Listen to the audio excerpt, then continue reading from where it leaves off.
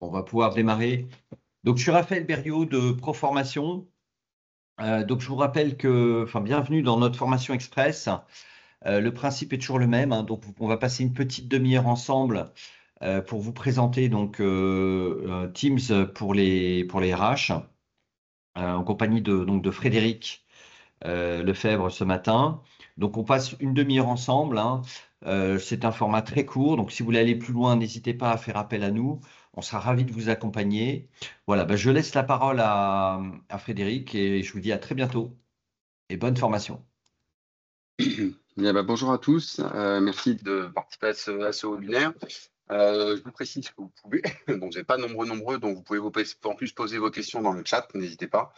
Donc l'objectif là, c'est de vous présenter quelques fonctions de Teams, alors que vous étiez probablement déjà, j'imagine que pour vous avez déjà organisé des réunions, vous avez peut-être déjà collaboré au sein d'équipes.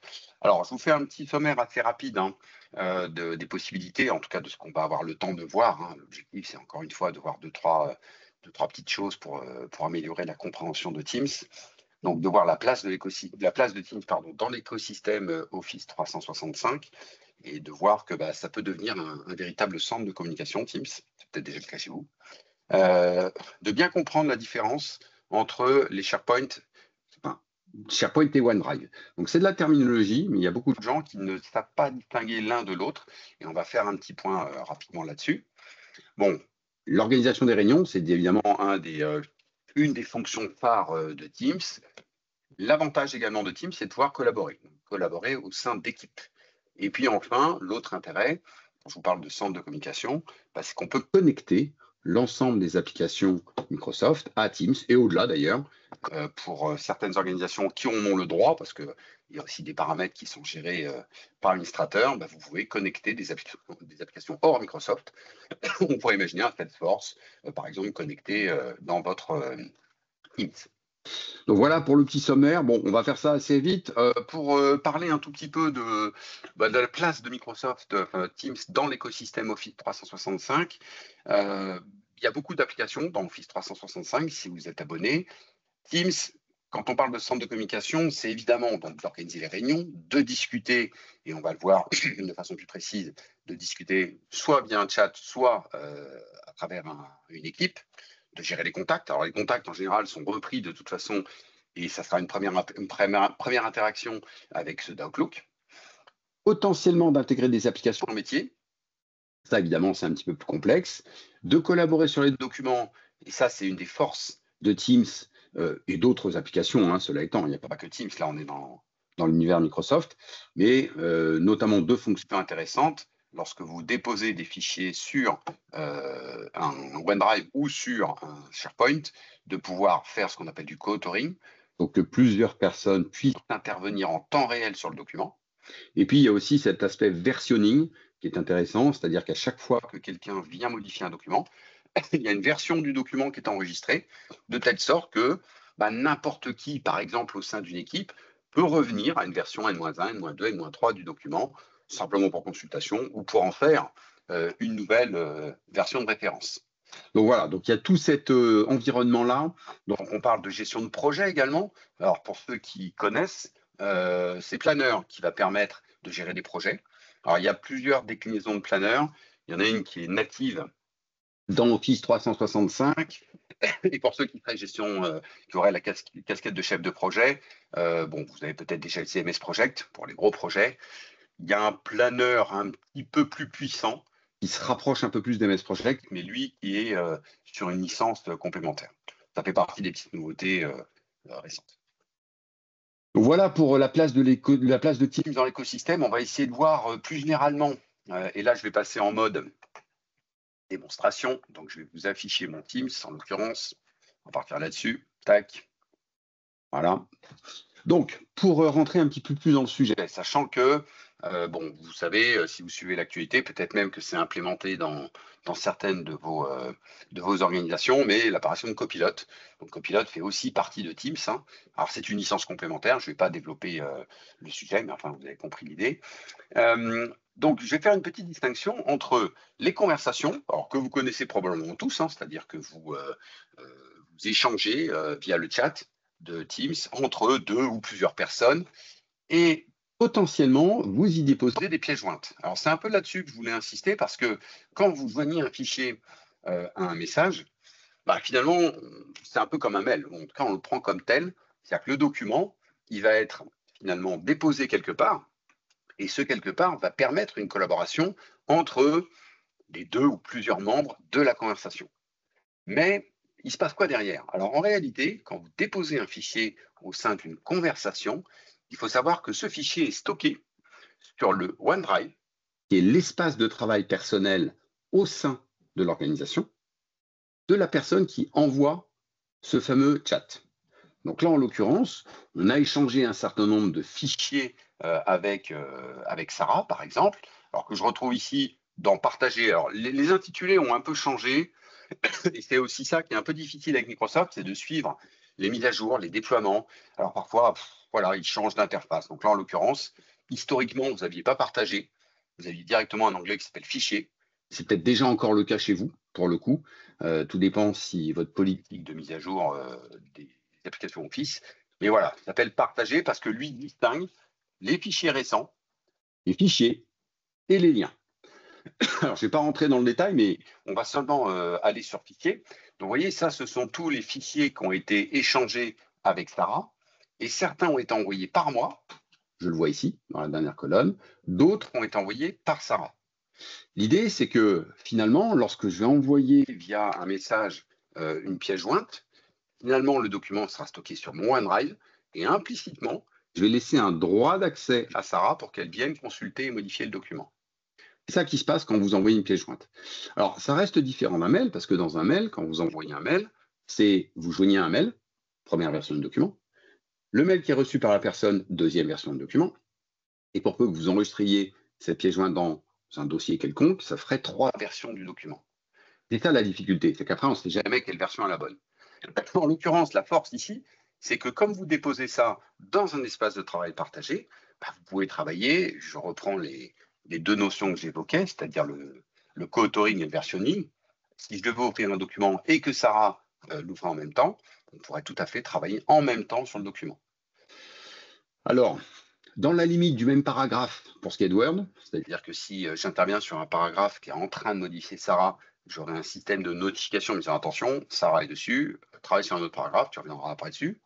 À l'échelle d'Excel, c'est la même cellule, on peut avoir de chance. Et puis à l'échelle de PowerPoint, ce serait la même slide. En dehors de ça, le co-authoring, si vous l'avez déjà testé, il n'y a pas de problème, ça marche très bien. Il y a ce, ce système de notification. Donc voilà, donc ça, c'est très intéressant, sauf que quand vous faites des échanges de fichiers dans le cadre d'une conversation, il arrive dans les organisations que les gens bougent, alors soit bougent de service, soit carrément quittent l'entreprise. Et du coup, les fichiers qui étaient partagés par cette personne qui vient de quitter l'entreprise, elles ne sont plus du tout dans l'espace de la conversation. Donc ça pose un problème parce que là, on n'est pas dans du vrai collaboratif.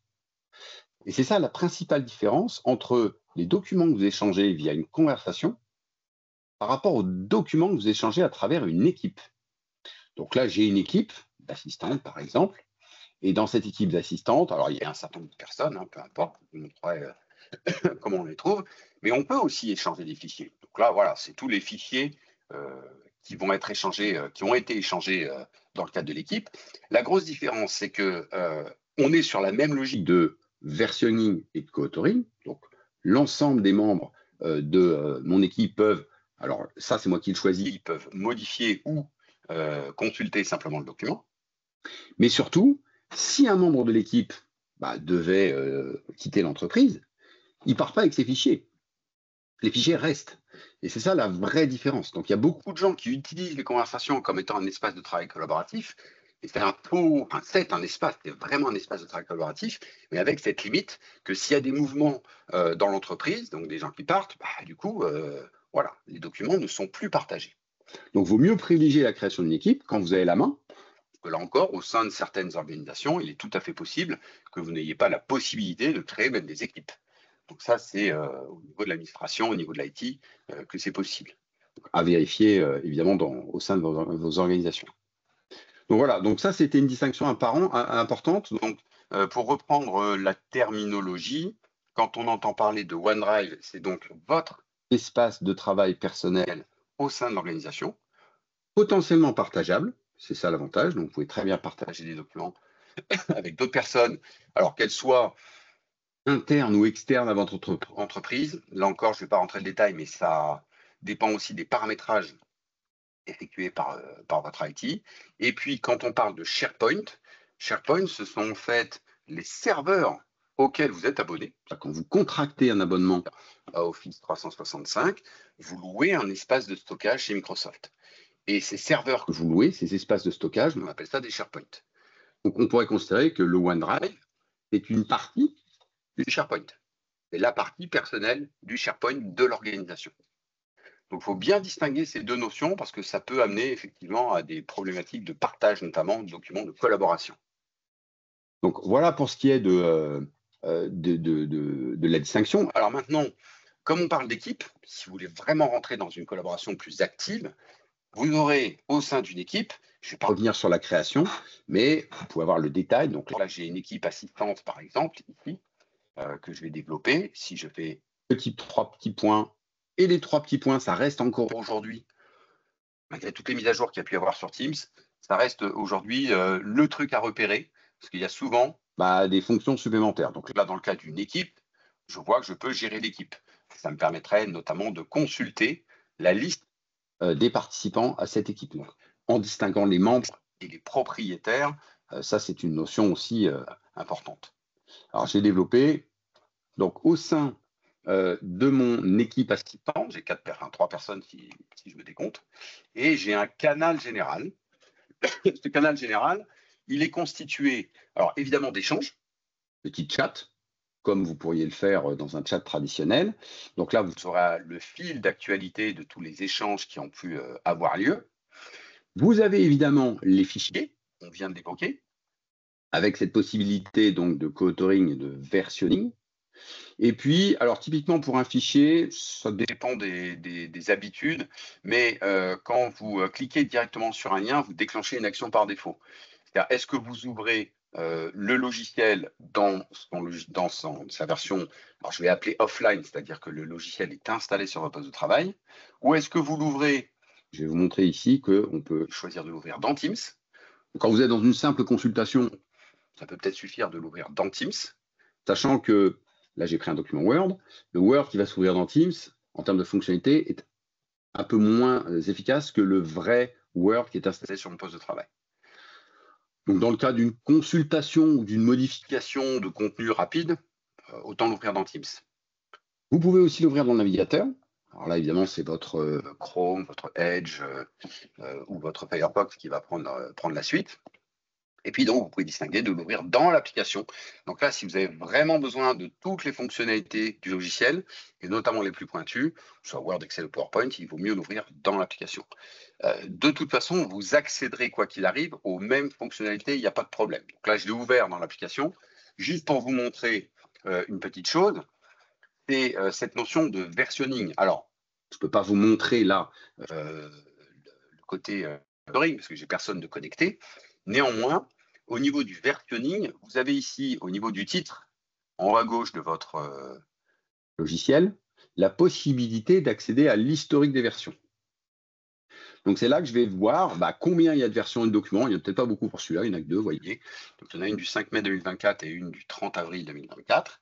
Donc, je pourrais simplement ouvrir cette version N-1 du document et me dire, est-ce que cette version-là, c'est juste pour consultation? Je voulais voir l'état du document tel qu'il était ce jour-là. Et vous voyez que je peux potentiellement le restaurer. Donc, le restaurer, ça voudrait dire, du coup, je le déclare comme nouvelle version de référence.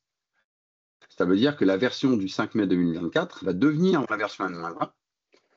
Celle du 30 avril va rester en version N-2, mais que voilà, c'est une copie en quelque sorte de cette version du 30 avril qui va devenir en tête finalement de l'historique des versions. Donc ça, c'est très intéressant dans une logique collaborative de pouvoir accéder plutôt que d'avoir ce que font traditionnellement finalement les participants, c'est d'enregistrer un fichier V1, un fichier V2, et donc avec autant de fichiers distincts. Là, l'avantage, c'est que l'ensemble des versions sont contenues dans un seul et unique document. Donc ça, c'est une force des SharePoint, c'est d'avoir donc à la fois donc ce co-authoring, donc cette possibilité de travailler en temps réel à plusieurs sur un document, et puis cette notion de versionning qui peut aussi intéresser certains. Alors, je vais fermer le document. Voilà, on va le fermer ici. Je ferme la version que j'ai ouverte grâce à Teams pour revenir dans l'environnement. Alors, l'autre force des équipes, au-delà des échanges de fichiers, de ce que je viens de vous montrer, c'est la possibilité également d'ajouter des fonctionnalités supplémentaires, qu'elles soient Microsoft ou hors Microsoft. Là encore, ça dépend des possibilités que vous avez au sein de l'organisation, dans l'équipe en elle-même sous forme d'onglets. Donc, les deux onglets que vous aurez, quoi qu'il arrive, c'est l'onglet publication pour les chats et l'onglet fichiers, donc pour les échanges de fichiers. Mais vous pouvez rajouter un certain nombre d'onglets supplémentaires. Alors là encore, la liste est très riche. Vous distinguez sur mon organisation que je peux accéder aussi bien à des applications Microsoft, le planificateur, je vais vous montrer, OneNote, pourquoi pas, que des applications hors Microsoft. Là, vous avez Adobe Acrobat, par exemple. Ne soyez pas surpris si vous ne voyez pas apparaître d'applications à cet endroit-là. Peut-être que votre organisation empêche d'accéder à ces applications. C'est tout à fait possible. Mais encore, c'est une question de paramétrage. Vous avez Asana aussi, qui est un outil de gestion de projet. Donc, quand vous rajoutez des onglets, ça peut être des onglets de Microsoft. Et c'est là que ça devient intéressant. Si vous avez déjà utilisé, il y a énormément d'applications dans l'environnement de Microsoft 365. L'un d'entre eux s'appelle Planner, pour ceux qui connaissent. C'est un outil de gestion de projet façon Kanban. C'est-à-dire, vous avez un outil de gestion de tâches, on va dire ça comme ça, qui est présenté sous forme de colonnes. Donc, lui appelle ça des compartiments. Pour ceux qui ont déjà utilisé des outils comme Trello, par exemple, c'est le Trello de Microsoft, en quelque sorte. Donc, vous allez ajouter des tâches. L'intérêt, évidemment, de ce planeur, c'est qu'il est déployé au sein d'une équipe. Et donc, l'ensemble des membres de l'équipe ont accès à ce planeur et peuvent le manipuler. Donc, sans rentrer dans le détail, par défaut, vous avez ici 3 colonnes qui sont créées à faire en cours et réalisées. Et c'est très fluide, c'est-à-dire qu'on fait vraiment du glisser-déposer. On définit des dates d'échéance. On peut regrouper de façon différente. Si vous avez affecté des tâches, je pourrais voir un rangement par affectation. J'ai affecté une tâche à Juliette, par exemple. Là, j'en ai pas moi. Puis il y en a qui ne sont pas attribués, mais je pourrais m'en attribuer une. Donc, c'est hyper souple comme outil, Planner, et ça fait partie des outils intéressants à connecter au sein d'une équipe. Alors, sans rentrer trop dans le détail non plus, voilà, vous avez un affichage planning, si vous avez des échéances, alors il n'y en a pas ici, mais si je définissais par exemple une échéance pour Juliette, bon, tête par exemple, vous voyez, clac, elle apparaît instantanément au sein du calendrier. Donc ça, c'est quand vous avez une vue calendrier. Vous avez une vue statistique, bon, qui vaut ce qu'elle vaut, mais voilà, vous avez des graphiques qui permettent de voir assez rapidement une sorte de reporting rapide qui permet de voir où vous en êtes au niveau du projet. Donc l'outil s'appelle Planner. Il existe évidemment indépendamment de Teams, c'est-à-dire que même normalement vous devriez au départ le connecter dans Teams. Alors, je vais vous montrer via le portail Office comment vous pouvez l'utiliser. Donc ça fait partie des applications Office. Donc il y en a beaucoup. Donc là c'est Planner en l'occurrence. Voilà, donc bon, vous créez un certain nombre de plans. Là encore, je ne vais pas rentrer dans le détail. Vous voyez, il y a pas mal de plans qui ont été créés ici. Et une fois que vous avez créé des plans à l'intérieur de l'application, vous pourrez facilement les connecter au sein de votre équipe via ce petit plus. Donc là, si je devais prendre Planner, alors il l'appelait, ça c'est tout Microsoft, c'est-à-dire qu'ils changent les noms, ils ne préviennent pas, donc le Planner est devenu planificateur, ils ont intégré à To-Do qui est une autre application, enfin bon, c'est un peu compliqué. Donc vous voyez là, ils me proposent donc soit de créer un plan directement au sein de l'équipe dans laquelle je suis, et particulièrement du canal général de l'équipe, mais ils me proposent aussi d'utiliser un plan existant. Donc si vous avez créé des plans déjà dans l'application correspondante, vous pouvez connecter ce plan au sein de l'équipe. Donc là, il y en a quelques-uns qui sont le reflet de ce que je vous ai montré précédemment. Alors, Quand je vous dis que ça peut être un centre de communication, ça veut dire que là, au sein finalement de Microsoft, vous avez bon, vos chats, donc avec votre équipe, les conversations que vous tenez. Vous avez donc au sein de vos équipes l'ensemble des fichiers à disposition. Vous avez des planeurs à disposition. Vous avez, si on rentre un peu plus loin dans l'aspect analytique, la possibilité de connecter des applications comme Power BI. Et là, ça va être hyper intéressant. Alors, je ne sais pas si certains d'entre vous utilisent Power BI, qui est une autre application de Microsoft, de l'univers Microsoft. Mais là, typiquement, vous voyez, j'en ai connecté un. Donc, pareil, même application, c'est-à-dire que vous cliquez sur le petit plus ici à la fin des onglets de votre équipe et vous allez utiliser Power BI. Donc ça, évidemment, ça suppose que vous ayez déjà des reportings existants. Là encore, ce n'est pas le sujet du webinaire, mais bon, voilà, on peut avoir ça.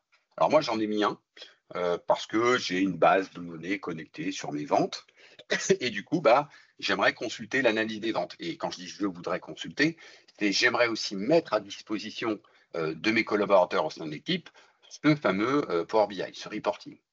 Donc, chargé, c'est un petit peu long parfois, donc on va attendre. Voilà, donc ça, c'est un petit reporting dynamique, peu importe des sommes de quantité, des choses comme ça. Power BI, c'est un outil de reporting qui permet de faire vraiment de la data visualisation. Donc, c'est ça qui est intéressant, et c'est de la data visualisation interactive.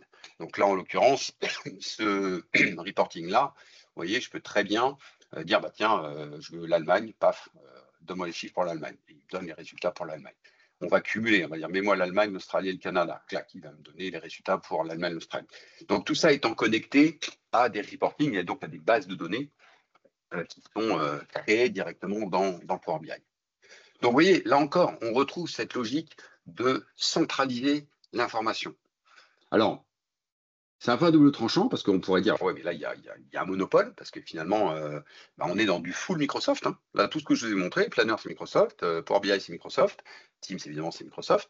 Donc, il y a un écosystème complet qui vous permet d'avoir toutes les informations au sein de l'organisation.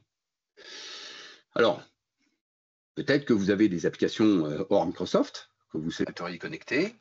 Certaines, pas toutes, hein, mais certaines sont connectables avec Teams. Les plus gros le seront forcément parce qu'ils n'ont aucun intérêt à ne pas s'intégrer dans Microsoft. Donc, en général, ils développent des connecteurs. Je ne sais pas, ça peut être Let's Sign, ça peut être DocuSign, par exemple, ce genre d'outil de signature, si vous avez des choses à faire. Donc voilà, donc, vous pouvez connecter absolument toutes les applications. Encore une fois, je précise, tout dépend évidemment de la politique de sécurité au sein de votre organisation. Vous pouvez connecter également, je retrouve cette logique de centralisation, des sites web. C'est-à-dire que là encore, plutôt que d'ouvrir votre navigateur pour aller sur tel favori, vous pourriez au sein de l'équipe, parce qu'il y a je ne sais pas moi, un site qui est important pour tout le monde, connecter. Alors là, j'ai connecté un site. Alors globalement, pour le faire, petit plus website, qui est l'application, vous aurez juste à définir l'URL vers laquelle pointer. Alors là, j'ai déjà fait pour un site qui s'appelle Assistante Active, par exemple, qui est ici sous forme d'onglet. Alors là, il ne l'a pas mis dedans et c'est pas ce que je veux. Normalement, il est censé l'afficher. Ah ouais, alors vous voyez, comme quoi. Là, ils ont changé un peu. Normalement, il aurait dû l'afficher au sein carrément de Teams. Bon, là, ils ont un peu changé leur plan. Bon, alors, peu importe. En tout cas, vous pouvez garder au minimum le lien, ce qui est déjà pas mal, dans l'application directement de l'équipe. Donc voilà pourquoi, finalement, aujourd'hui, vous avez peut-être tous l'habitude d'ouvrir Outlook comme étant l'outil principal d'échange et de communication. Peut-être qu'à l'avenir, ce sera Teams que vous allez ouvrir. Parce que tout est centralisé, toute l'information de l'entreprise, toute l'organisation de l'entreprise est centralisée dans Teams. Pour terminer là-dessus, il faut savoir que vous pouvez aussi interagir entre justement Outlook et Teams. Parce que bon, ça reste quand même un outil incontournable, Teams. Donc là, typiquement, vous voyez, j'ai un mail, je vais vous afficher, voilà, qui est arrivé ici. Je pourrais, et vous avez dû le découvrir depuis quelques versions, la possibilité de partager ce mail avec Teams. Donc même dans le volet, vous voyez, de prévisualisation, je vais y arriver, vous retrouvez l'icône Teams et donc la possibilité de partager ce mail dans, alors, dans une équipe, notamment, parce que c'est tout ça l'intérêt. Donc là, je viens de vous parler d'assistant, bah, justement, je vais récupérer ça. J'ai pas pris un mail avec pièce jointe, mais sachez que si j'avais des pièces jointes dans le mail, je pourrais inclure dans ce partage les pièces jointes. Et auquel cas, la pièce jointe se retrouverait dans les fichiers de mon équipe. Alors, c'est un copier-coller, hein, ce n'est pas une liaison, attention. Hein. Donc là, je vais partager, on va aller valider ça. Donc, il me dit qu'effectivement, c'est parti dans Teams. Alors, comme il est déjà ouvert, je ne vais pas le rouvrir. Et là, je vais retourner dans mon Teams au sein du canal général et plus particulièrement de mes publications. Et effectivement, bah, je viens de recevoir, enfin en tout cas, il a copié-collé en quelque sorte le contenu du mail Outlook dans mon fil de mon équipe. Donc ça aussi, c'est une fonction intéressante, cette interaction entre Outlook et Teams, parce que les gens ont besoin d'Outlook encore aujourd'hui. L'idée derrière Teams, c'était aussi de limiter le nombre de mails, parce que c'était une plaie pour tout le monde. Il y avait trop de mails. Donc, voilà, on s'échange les pieds jointes, il y a 5, 10, 15, 20 allers-retours, on ne sait plus où on en est. L'avantage, c'est que dans Teams, il y a un fichier qui est mis en partage, tout le monde y va, on n'a pas besoin de faire des allers-retours avec X versions de documents. Donc, on a imposé ça au début avec Teams, mais finalement, Microsoft s'est dit, oui, mais les gens ils utilisent quand même beaucoup Outlook. Donc, il faut quand même leur laisser cette possibilité d'interagir encore avec Outlook et Teams. Bon, voilà, c'est une petite présentation assez rapide de ce que l'on peut faire avec Teams. Je ne sais pas si, j'ai pas vérifié s'il y avait des questions dans le chat. Alors, moi, je ne vois pas de questions venir, Frédéric. Bah, merci à tous pour Merci à tous. pour votre attention et je vous souhaite une excellente journée. On vous adresse le replay d'ici 4 jours, 4 à 5 jours. Et n'hésitez pas à parler de nous autour de vous. Si vous avez des besoins ou si vous avez des collègues ou des confrères qui veulent se perfectionner sur ces outils, on sera ravis de vous accompagner. Encore une fois, bonne journée. À bientôt. À tous, au revoir.